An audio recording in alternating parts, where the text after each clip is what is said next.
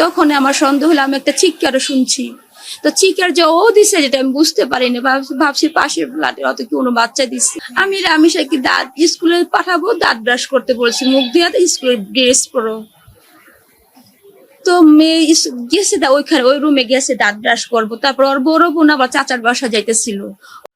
অবশেষে রামিসার মা বলল যে আমি একটা চিৎকার শুনেছিলাম, আমি কেন বুঝতে পারি নাই যে সেটা আমার মেয়ের চিৎকার। উনি মেয়ের শোকে কাতর, বুঝলাম। মেয়ের শোক কাটানোর জন্য কি ক্লাস 8-9 এর মেয়েদের গালে গালে চুমা দিয়ে কি শোক কাটাচ্ছে? হ্যাঁ, যাই হোক, দিন শেষে সবকিছুর মধ্যে ভুলা গেলে এটা চলবে না যে উনি একজন পুরুষ মানুষ আর ব্যাড টাচ গুড টাচ বলতে আসছে। উনি যা করতেছেন এটা কিন্তু গুড টাচ না, ব্যাড টাচ।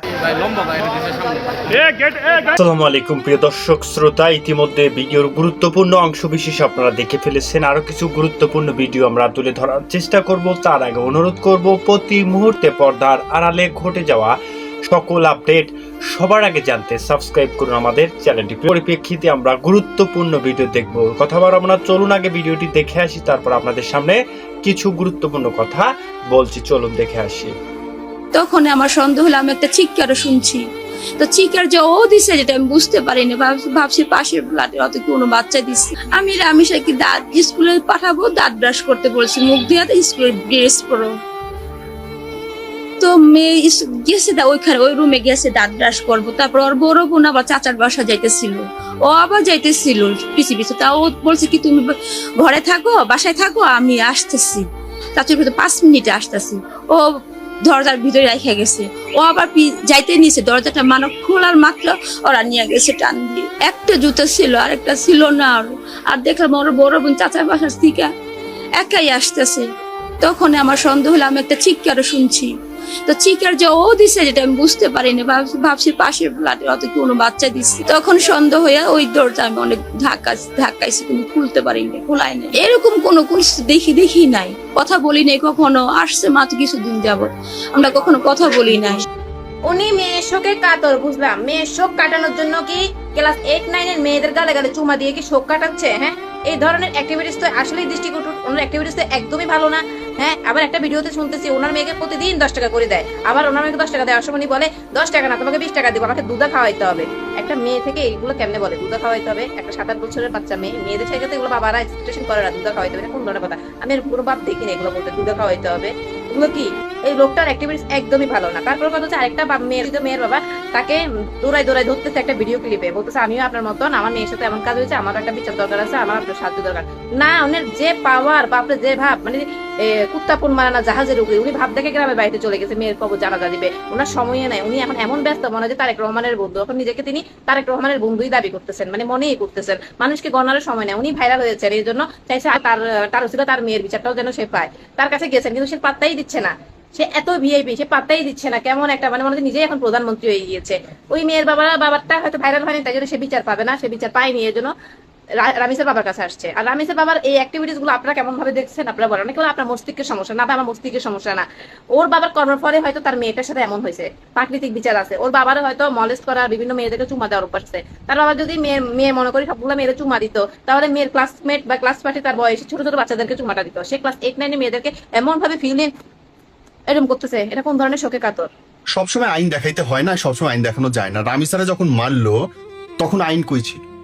এইটুকু একটা বাচ্চা যার শারীরিক জোর করে মেলামেশাটাই এখনো মাথা আসে নাই, শরীর কি সেইটা সে বোঝে নাই। 8 বছরের একটা শিশু সন্তান, লাভের ডগার মতো যার হাত পা এখনো, মস্তিষ্কটা এখনো গড়েই ওঠে নাই, সেই শিশুর সঙ্গে যখন এইরকম একটা কাজ হইলো, কেটে দ্বিখণ্ডিত করলো, তখন আইন কই ছিল? সবসময় আইন দেখাইতে হয় না। আমি দাবি করি একজন কন্যা সন্তানের পিতা হিসেবে, আমি আর যে নীরব দাবি করি এই লোকের প্রকাশ্য শাস্তি হইতে হবে, প্রকাশ্য বিচার হইতে হবে, এবং সেটা 7 দিনের মধ্যে। যেহেতু লোকটা ধরা পড়ছে, সব হাতের কাছে প্রমাণ, এখন আইনের অনেক দোহাই দেখানো যাবে না।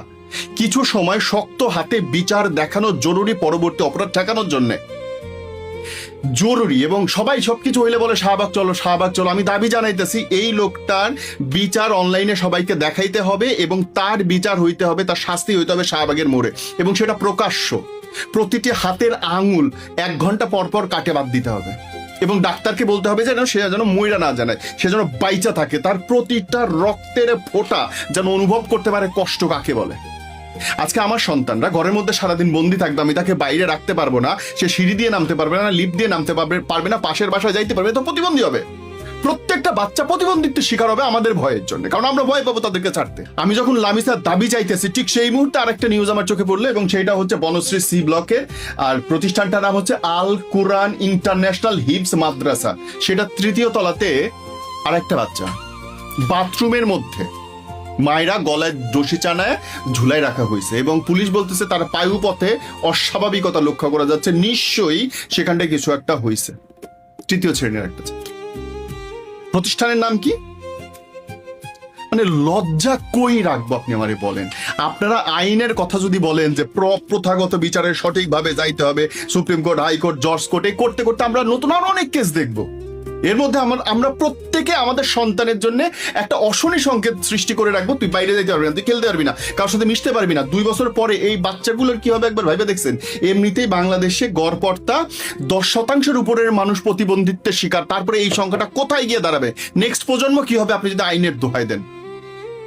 যদি বুকে কলজা থাকে, যদি আপনি মনে করেন যে আপনি একজন সৎ মানুষ, আমি রাষ্ট্রপ্রধানদের কাছে আকুতি জানাতে চাই, একদম হাত জড়ো করে আকুতি জানাতে চাই, কিছু সময় বিচার করতেছেন এইটা দেখানো উচিত, এবং সেটা দেখান।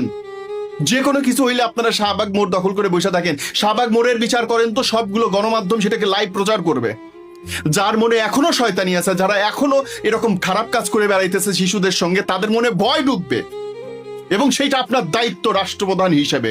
যারা দেখছেন, মন্ত্রী, এমপি, আইন শৃঙ্খলা রক্ষাকারী বাহিনী, প্রত্যেকে একজন বাপ হিসেবে আমি অনুরোধ করতেছি, আমার সন্তানকে বাঁচান। আমাদের এত ক্ষমতা নাই, আইন আমরা হাতে তুলে নিতে চাই না, আমরা চাই আইনি ভাবে আপনারা সেটা করবেন, তবে দৃষ্টান্তমূলক শাস্তি চাই আমি আমার সন্তানের জন্য, আপনার সন্তানের জন্য। প্রতিবাদ করেন, অন্যায়ের বিচার চান, বিচার দিতে হবে। ওর বাপ, লামিসার বাপ কতখানি দুঃখ নিয়ে কইলে যে আমি বিচার লাগবে না, আপনাদের ক্ষমতা নাই, 7 দিন পরে 15 দিন পরে আরেকটা কেস আসবে, আপনারা ভুলে যাবেন। এর চেয়ে লজ্জার কি হইতে পারে একটা রাষ্ট্রের কাছে বলেন তো? কি হইতে পারে? আমরা জানি এটা স্বাভাবিক, আমরা কিন্তু জানি এটা স্বাভাবিক।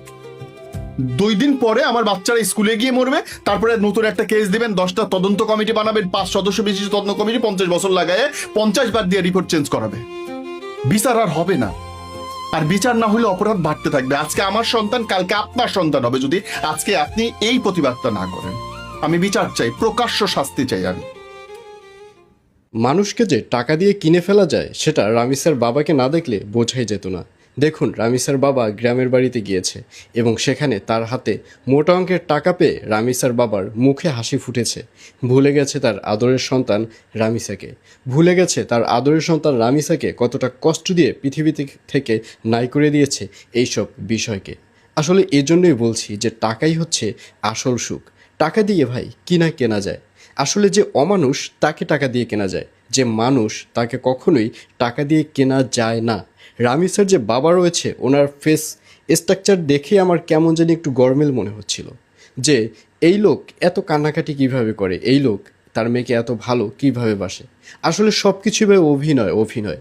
রামিসার বাবা যেভাবে অভিনয়টা করেছে, সে আসলেই জিতেছে। রামিসার বাবা আসলেই ভাই জিতছে, কারণ তার অভিনয়টা সার্থক হয়েছে। সে দেখুন, যদি অভিনয় নাই করতো তাহলে মোটা অঙ্কের টাকা পেয়ে কিছুতেই তার মুখে হাসি ফুটতো না। হ্যাঁ, তাকে তার স্থানীয় যে এমপি রয়েছে সে টাকা দিয়েছে মোটা অঙ্কের, হ্যাঁ সে টাকা পেয়েছে, সে টাকা হাতে পেয়েছে, কিন্তু তার মুখে কেন হাসি আসবে? তার মুখে তো হাসি আসার কথা না, কারণ তার আদরের সন্তানকে যেভাবে পৃথিবী থেকে নাই করে দিয়েছে, কোনো বাবারই তো মুখে হাসি আসার কথা না। কিন্তু এই লোকের মুখে কেন হাসি? আসলে কি বলবো ভাই, বলার কিছুই নেই। টাকা দিয়ে কি না করা যায়। আসলে অমানুষদেরকে টাকা দিয়ে কেনা যায়, মানুষদেরকে কখনো টাকা দিয়ে কেনা যায় না। তো দর্শক শ্রোতা, আশা করছি আপনারা পুরো ভিডিওটি মনোযোগ সহকারে দেখেছেন এবং এখানে কি বলা হয়েছে তাও বুঝতে পেরেছেন। তো এখন চলুন আমরা আরো একটি ভিডিও দেখে আসি। মিরপুরের 7 বছরের মেয়ের যে ঘটনা, রামিসার যে ঘটনাটা, সেটাতে দেখলাম অপরাধীকে গ্রেপ্তার করা হয়েছে এবং 10 দিনের রিমান্ডে নেওয়া হলো। কিন্তু কেন রিমান্ডে নেওয়া হলো সেটা বুঝলাম না ভাই। রিমান্ডে নিয়ে আপনারা কি জিজ্ঞেস করবেন? সে যে অপরাধী সেটা মানে তাকে দিয়ে স্বীকার করানোর পর আপনারা বিশ্বাস করবেন যে সে আসলে অপরাধটা করছে। রিমান্ডে নেওয়ার মানে কি সেটাই তো বুঝলাম না ভাই। সে অপরাধ করছে এটা সবাই জানে, এখন তার একটাই শাস্তি, সেটা হচ্ছে জনগণের সামনে তাকে ফাঁসি দিয়ে দেন। এছাড়া কোনো শাস্তি নাই ভাই। এই যে যে কাজটা করছে, মানে আমি জাস্ট ভাবতেছি যাদের কাছে এই ছোট্ট ছোট্ট শিশু মানে বাচ্চা মেয়েগুলাও নিরাপদ না, তাদেরকে আপনারা মানুষ বলেন কিভাবে? তারা কি মানুষের কাতারে পড়ে? একে আবার রিমান্ডে নিছে, রিমান্ডে নিয়ে কি জিজ্ঞেস করবে সেটা জানি না। সে অপরাধ করছে কি করে না এটা জিজ্ঞেস করবে। সে যদি বলে আমি করে নাই তাহলে ছেড়ে দিতে হবে, তাই তো? রিমান্ডে নেওয়ার মানে কি ভাই? সে অপরাধ করছে, এটা সবাই জানে, এটা প্রমাণিত, সে অপরাধী। তাকে একেবারে জনসম্মুখে ফাঁসি দিয়ে একেবারে শেষ করে দেন, জাস্ট এতটুকুই। এখানে রিমান্ডের কি হইলো ভাই, বুঝলাম না। রামিসা হত্যা মামলার বিচার শুরু হবে ঈদের পরে। মাননীয় আইনমন্ত্রী, আসামিগুলো কি ঈদের ছুটি পাচ্ছে নাকি? ঈদের পরে শুরু হবে আর ঈদের পরে করা হবে, দুই কথা কিন্তু দুই ধরনের, এখানে পার্থক্যটা বুঝতে হবে। মাননীয় আইনমন্ত্রী সাহেব বলল রামিসা হত্যার বিচার শুরু হবে ঈদের পর। শুরু কি? যেইখানে আসামি নিজে স্বীকৃতি দিছে যে সেই ঘটনা সে ঘটাইছে, সমস্ত প্রমাণ আদি আছে এবং নিজে স্বীকৃতি দিছে যে আমি এই ঘটনা ঘটাইছি, তারপরে বিচার শুরু হবে। মানে এইখানে যদি উনি বলতো যে রামিসার বিচার ঈদের পরে করা হবে, তাহলে সেটা আমরা বুঝতে পারতাম। উনি বলল ঈদের পরে বিচারটা শুরু হবে, কোথায় গিয়ে থামবে জানি না, আল্লাহ রাব্বুল আলামিন ভালো জানে। তবে মাননীয় প্রধানমন্ত্রী এবং মাননীয় আইনমন্ত্রীর কাছে একটাই অনুরোধ আমাদের, এই মামলাটা যেন আসিয়ার মামলার মতো না হয়।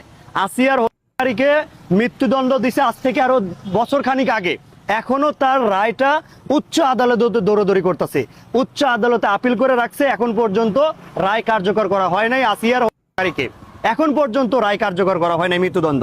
এইখানে রামিসার হত্যাকারীর বিচার শুরু হবে ঈদের পরে। আপনাদের কাছে একটাই অনুরোধ থাকবে, রামিসার হত্যাকারীর রায়টা যেন আবার উচ্চ আদালতে রিট না হয় এবং সেইটা যেন উচ্চ আদালতে গিয়ে দৌড়াদৌড়ি না করে, রায়টা যেন অতি দ্রুত কার্যকর করা হয়। গাইস, লামিসার বাবাকে প্রথম যখন লামিসার বাবার ভিডিওগুলো দেখছি তখন অনেক বেশি মায়া লাগছে। আর সবচেয়ে বড় কথা হচ্ছে, আমরা সবসময় এটাই ভাবছি যে একটা সন্তানকে হারাইলে তার বাবার কি অবস্থাটা হতে পারে। তো সেই ক্ষেত্রে আমরা সবাই সাপোর্ট করছি, সেই ক্ষেত্রে আমরা সবাই তার ভিডিও দেখে অনেক বেশি মানে মনের মধ্যে এটা আসছে যে বাবারা এরকমই হয় মেয়েদের জন্য। যাই হোক, দিন শেষে সব কিছুর মধ্যে ভুলা গেলে এটা চলবে না যে উনি একজন পুরুষ মানুষ আর ব্যাড টাচ গুড টাচ বলতে আসে। উনি যা করতেছেন এটা কিন্তু গুড টাচ না, ব্যাড টাচ, ঠিক আছে? এটা কিন্তু ওনার সর্বপ্রথম জানা উচিত, এক কথা। দ্বিতীয়ত, টাকার কাছে অনেক ভিডিওতে দেখতেছি ওনারা নাকি টাকার কাছে বিক্রি হয়ে যাচ্ছে, অনেক ভিডিওতে দেখলাম। আমার সবচেয়ে বেশি খারাপ লাগছে একটাই, যে একজন মানুষ মানে তার মতোই একজন বাবা আয়শা বলতেছে যে ভাই তুমি যাও না। ওনারা যখন গ্রামের বাড়িতে যাবেন তখন বলতেছে যে ভাই তুমি যাও না, তোমার মেয়ের সাথে যে কাজটা করছে আমার মেয়ের সাথে সেম একই ঘটনা ঘটছে। উনি কিন্তু এই কথাটা বলছে, কিন্তু এমন ভাবে উনি ভাব দেখায়, লামিসার বাবার কেমন ভাব দেখায়, ওইখান থেকে যাইতেছে মানে আমাদের প্রধানমন্ত্রীর বন্ধু হয়ে গেছে।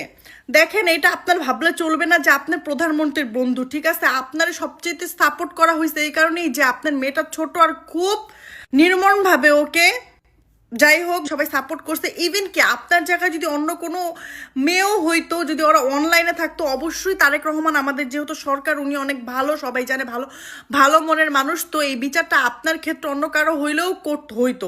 কিন্তু আপনার এইটা ভুলে গেলে চলবে না যে আপনি একজন দিন শেষে সাধারণ মানুষ, এক কথা। দ্বিতীয়ত, আপনার এটাও মনে রাখতে হবে গুড টাচ কোনটা, ব্যাড টাচ কোনটা। আপনি যেটা বলতেছেন এটা কিন্তু মোটেও গুড টাচ না, ব্যাড টাচ।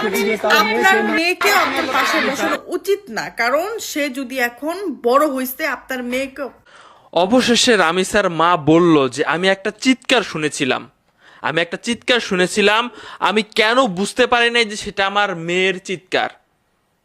ঘটনার দিন কি ঘটেছিল, কিভাবে আসলে তাকে নিয়ে যাওয়া হলো, একদম পাশাপাশি ফ্ল্যাট, তাদের সাথে কোনদিন কথাবার্তাও হয় না সোহেলদের সাথে, কারণ সোহেলরা মাত্র 2-3 মাস যাবত এসেছে।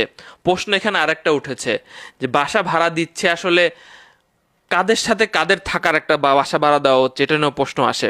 প্রথমে বলতেছি যে তার মায়ের বক্তব্য কি ছিল, যে সকালবেলা উঠে তাকে বলেছে যে তুমি রেডি হও, ব্রাশ ট্রাশ করে রেডি হও, তুমি ইয়াতে যাইতে হবে। তো তখনই তার বড় বোন তার চাচার বাসায় যাবে, সে বায়না ধরেছিল যে সেও তার সাথে যাবে। তো তার বড় বোন বলতেছিল যে 5-6 মিনিট লাগবে, তুই থাক, আমি আসতেছি। এই বলে বড় বোন বের হয়ে যায়। তো রামিসা জাস্ট পরবর্তীতে দরজা খোলার সাথে সাথে তাকে টান দিয়ে নিয়ে যায়, এবং তখন তাকে খোঁজাখুঁজি তেমন একটা করে নাই তার ফ্যামিলি। যখন তার বড় বোন, রামিসার বড় বোন বাসায় ফেরত এসেছে, তখন আসলে যখন সাথে ছিল না, তখনই তাদের মনের ভিতরে একটা টান দেয় যে কি হইলো, আমার মেয়ে কই। ঘর থেকে বাইরে বের হওয়ার সাথে সাথেই দেখলো যে একটা জুতা, এক জোড়া জুতা, এখানে এক জোড়ার মধ্যে একটা জুতা গেটের সামনে, সোহেলের বাসার গেটের সামনে। অনেক দরজা ধাক্কাধাক্কি করার পরও দরজা খোলা হয়নি। এখন বলা হচ্ছে যে আসলে স্বপ্না পরবর্তীতে তার স্বামীকে ওখান থেকে পালিয়ে যেতে মানে সাহায্য করেছে। পুরো বিস্তারিত আপনারা জানেন।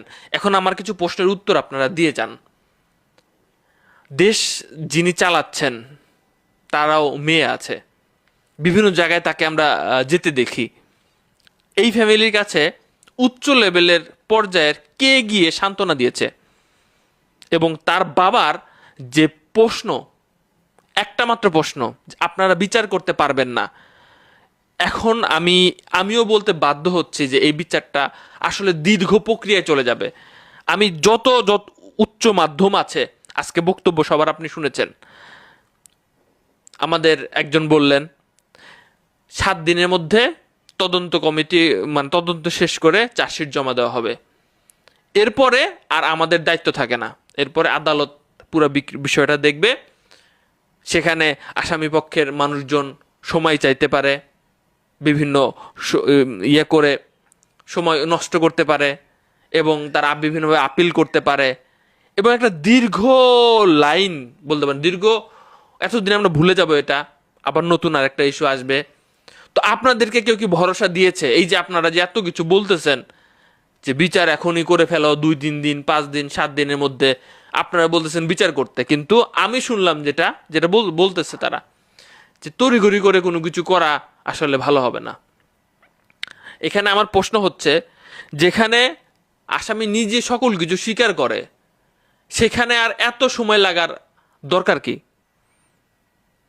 বলা হচ্ছে যে একটা আইন প্রয়োগ করতে গেলে অনেক কিছু ভেবে চিনতে দেখা হয় যে কোন অন্যায় হচ্ছে কিনা, এটা একটা সময়ের ব্যাপার, এবং সেটা যুগের সাথে তাল মিলিয়ে আইন আপডেট হচ্ছে। অর্থাৎ আমাকে এখনো পর্যন্ত কেউ নিশ্চয়তা দেয়নি যে আগামী 1 মাস, 2 মাস, 3 মাস, 1 বছর, 2 বছর, 5 বছর, 10 বছর, কয় বছর পরে এটার বিচার কাজ কমপ্লিট হবে। আসিয়ার বিচার কাজ এখনো কমপ্লিট হয় নাই, সর্বোচ্চ সাজা হয়ে গেছে, কার্যকর হচ্ছে না। আমি এখনো পর্যন্ত কোনো কিছু নিশ্চয়তা পাই নাই। তার এলাকার মানুষজন রাস্তায় নেমেছে, তার বন্ধু বান্ধবীরা রাস্তায় নেমেছে, সুশীল সমাজ, বিভিন্ন নায়ক নায়িকা থেকে শুরু করে সবাই স্ট্যাটাস দিচ্ছে। আদেও কি এটা করা সম্ভব? সম্ভব না। আপনি রামিসার কথা বাদ দেন, আগের ঘটনাগুলোরই একটা দৃষ্টান্ত স্থাপন করতে বলেন, পারবে না। এজন্য বললাম যে আসলে প্রকৃতপক্ষে আমি কোনো নিশ্চয়তা পাচ্ছি না। আপনারা এই যে এত ঘাটাঘাটি করলেন ফেসবুকে, কোনো মহল থেকে আপনাদের বলেছে যে 10-15 দিন, 20 দিনের মধ্যে সাজা কার্যকর করেছে? এর আগে অনেক আওয়াজ হয়েছে। আসলে এটা আইনের মার প্যাচে দেখানো হয়, বিভিন্ন রকম আইন নিয়ম কানুন দেখানো হয়, অসম্মানও করা যাবে না। জানি না আসলে এটা বাস্তব কথা, বিশ্বাস করেন আর না করেন, তাদের চোখ দিয়ে পানি বের হয় না, তাদের চোখ দিয়ে পানি বের হয় না, তাদের কাছে এইটা ডাল ভাতের মতো লাগে এইটা একটা বিষয়। কারণ তারা পাচ্ছে সর্বোচ্চ সিকিউরিটি। আপনি আমি যেখানে বাসায় থাকি, যেখানে থাকি না কেন, সন্তান নিয়ে থাকি না কেন, আমাদের বিষয় আমাদেরই আসলে জ্বালা। যার যায় সে বুঝে, যার যায় না সে কখনো বুঝে না। আবার যখন সে খারাপ অবস্থায় থাকে, সে আবার চায় যে তাকে উদ্ধার করা হোক, দ্রুত কাজ কমপ্লিট করা হোক। এটা হচ্ছে চলতেছে। বাজারে আপনি কি খাচ্ছেন, ওই যে এসি রুমে বসে থেকে বোঝা যায় না।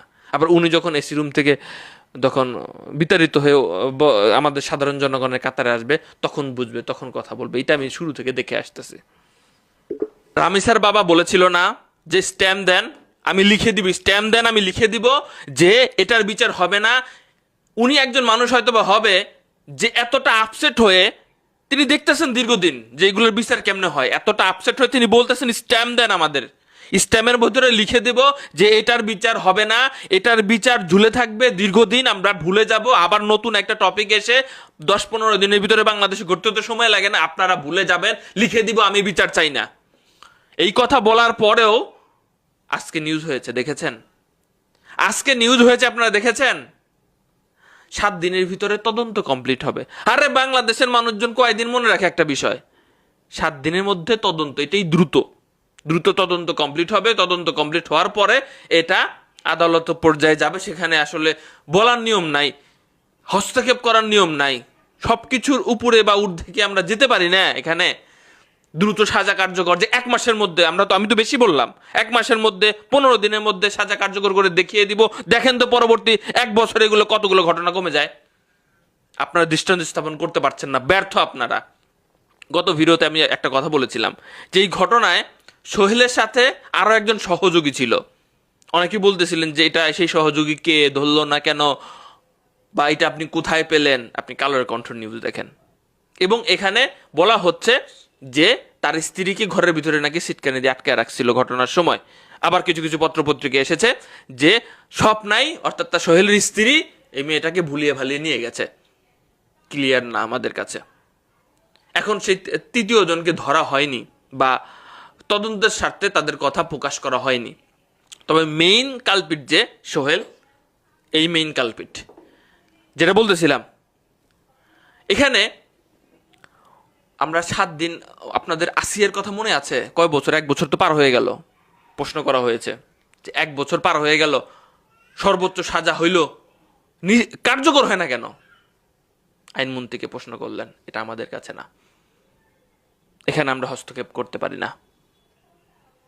কি পাওয়ারে, কোন শক্তিতে এইগুলা আটকে থাকে সেখানে? জনগণ হাজার প্রশ্ন করলে উত্তর পাবেন না আপনারা। হাজার ফেসবুকে হাজার লেখালেখি করলে, হাজার নামলেও উত্তর পাবেন না। জোর করে বাংলাদেশ থেকে আদায় করে নিতে হয়। আপনারা দেখেছেন মেয়েটার চুলগুলো? দেখেছিলেন? আপনারা দেখেছিলেন বালতির ভিতরে? আপনি জাস্ট তার আগে তার যে খায়েশ এ কিন্তু তার স্ত্রী থাকা সত্ত্বেও এমন ঘটনা ঘটেছে। সে তার স্ত্রীর সাথেও অন্যরকম বিষয়। তার স্ত্রী জন্ম দিচ্ছে যে এর রুচি ভালো না। আমি বিস্তারিত বলতে চাইতেছি না, আমি বিস্তারিত বলতে চাইতেছি না। স্ত্রী তো বাসাতেই ছিল না। মাত্র 2 মাস আগে সে বাসায় উঠেছে। 2 মাস আগে উঠেছে। 17 বছর যাবত রামিসারা সেখানে ছিল। পাশাপাশি, আপনারা ফ্ল্যাটটা দেখেছেন না? পাশাপাশি, একদম পাশাপাশি, এক টান দিয়ে ঘরের ভিতরে নিয়ে চলে যাওয়া যায়, এরকম এক পরিস্থিতি। একটা জুতাকে কেন্দ্র করে তারা খুব তাড়াতাড়ি বুঝতে পেরেছিল, কিন্তু তারা দরজা খোলে নাই ভিতর থেকে। তার স্ত্রী দরজা খোলে নাই। পালিয়ে যেতে স্বামীকে সাহায্য করতে হবে, সবসময় সাহায্য করতে হবে। স্বামীকে পালিয়ে যেতে সাহায্য করেছে। দর্শক শ্রোতা, যেটা বলতেছিলাম, আপনি তার আগের সিচুয়েশনের কথা বাদ দেন। আপনি জাস্ট কল্পনা করেন নিজের সাথে যে কিভাবে তাকে দুনিয়া থেকে বিদায় করে দেওয়া হয়েছে। বর্ণনা শুনেছেন না? খাটের নিচে, আবার বাথরুমে, বিস্তারিত বলা যায় না এখানে বিভিন্ন করার জন্য। আপনি নিজেকে কল্পনা করেন। ওর কথা তো বাদই দেন, আপনি নিজেকে ওই স্থানে কল্পনা করেন কোন পর্যায়ে চলে গেছে। আসলে যদি বললাম, জোর করে আদায় করা না করলে গেলে বাংলাদেশে কিছু আদায় করা যায় না। ওই যে আর যে কিবরিয়া বলতেছিল যে মেয়েদের বাবাদেরকে দিয়ে দেন, তারা নিজেদেরটা নিজেরাই বুঝে নিবে। অনেকে বলতেছে যে এই সভ্য সমাজে না থেকে জঙ্গলে যা থাকেন, তাও নিরাপদে থাকবেন।